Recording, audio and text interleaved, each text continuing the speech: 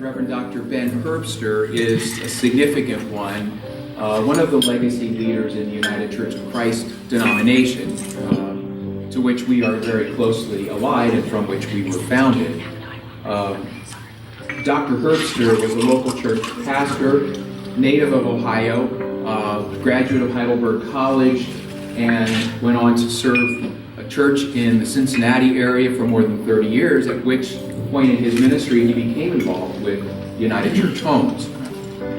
From that point, he served as board chair and was one of the predecessors for Dr. Kiewit as one of the board chairs of United Church Homes. He ordained you, so. So Paul, why am I giving this to you?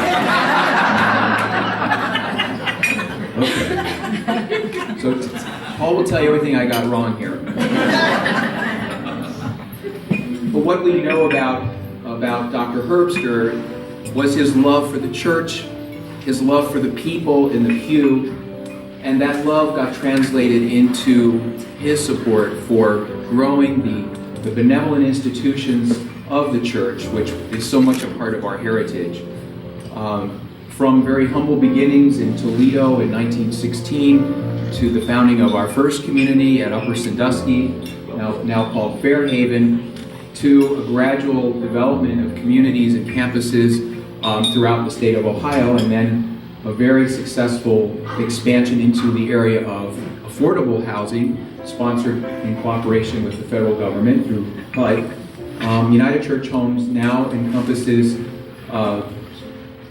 59 affordable housing sites in 13 states that go throughout the south and east coast down into Florida.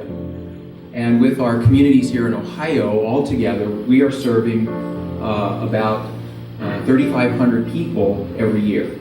So from a very, very humble beginning, because of faithful people who saw a need and responded, and Dr. Herbster is but one of those, but a very prominent one.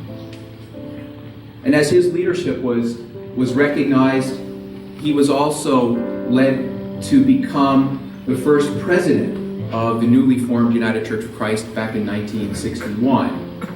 And for those of you who are history nerds like me, why that is important is the United Church of Christ was like an experiment. It was the marriage of very different Protestant traditions that, like most marriages, if you looked at it from outside, you'd scratch your head and say, how is that going to work? But here we are, many, many years later. And it really was a lot of the work and effort of those early leaders who saw the vision for an ecumenical oriented church, a church that used its traditions but wasn't afraid to explore new traditions and create new advances in ministry and social action at the front line for civil rights, for other rights, and many other initiatives over the years. So the church turned to Dr. Herbster as its first leader because of his vision,